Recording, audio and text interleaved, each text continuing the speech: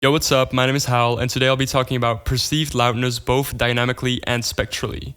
This video is more oriented towards giving you insight more than it is to show you a production technique. So let's get into it. I'll start with dynamically. Basically, our perception of a sound is not based just on the peak pressure of a sound wave, but also the acoustic energy of it. So if we take a transient sound like this, it doesn't appear to be very loud because it has a little total energy. Although it is peaking positive 7 dBs, it doesn't appear to be loud. Now let's compare it to the sine wave.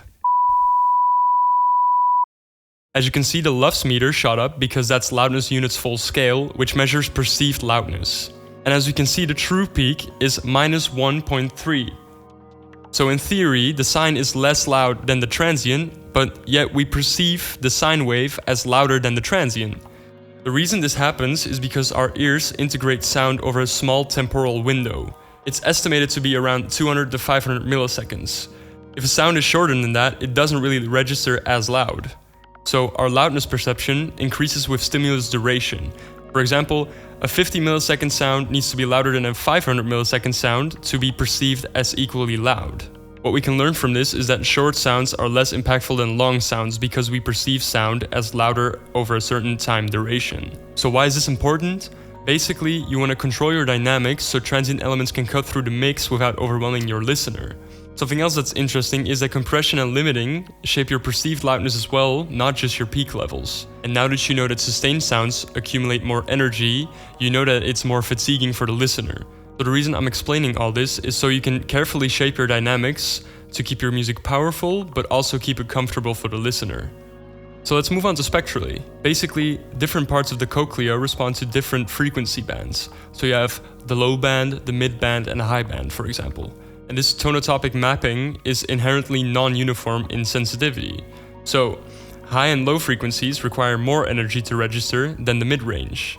The sweet spot in our ears is around 2000 to 5000 Hz because the membrane resonates more efficiently around those areas. Which doesn't mean it's more pleasant to listen to. What I'm showing on screen right now is called the Fletcher Munson curve. This is a combined representation of cochlear mechanics, ear canal resonance, neural encoding and density, and the brain's perceptual prioritization. So on the left side we have intensity level, which is the y-axis, ranging from 0 to 120 dBs. And then on the x-axis we have frequency, which ranges from 20 to 20,000 Hz. So what you can read here is that around 2000 to 5000 Hz, our ears are more sensitive to frequencies in this area, which means we need less decibels to perceive these frequencies. But then if we move to the left-hand side, we can see that the lower the frequency goes, the more intensity or decibels we need to perceive these frequencies. And when we move above 5000 Hz, we also need more amplitude to perceive these frequencies. So let me show you an example. This sample is a minus 4.5 dB per octave noise sample. I'm clarifying this because it's a psychoacoustic guideline for a mix that feels balanced to the human ears. It basically aligns physical measurements with perceived loudness, making it a reliable standard for linear sounding mixes. So let's listen to it. As you can hear, it kind of sounds like pink noise. That's why some people reference their mix to pink noise, because it sounds balanced.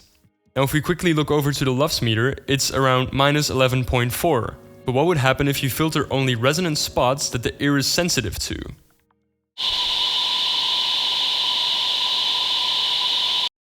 As you can see, the LUFS meter, again, shot up because the perceived loudness increased because we are sensitive to these frequencies. So the big takeaway from this video is, if you want to have balanced mixes, you have to take care of those resonant areas that we are sensitive to. And you can layer transients on top of drums to make them cut through the mix more without them actually being perceived louder. But those are just a few use cases. You could go way further with all of this information. So I encourage you to take the information from this video and try to apply it to your own music. For example, what if you use a multiband compressor to tame those frequencies from 3000 to 4000 Hz? Your mix just might end up sounding more pleasant. But again, those are just a few use cases. I encourage you to take this information further and explore your own ideas. I hope there was something you could take away from this video, and I hope to see you in the next one. Feel free to like, subscribe, and comment, and I'll see you in the next one. Peace.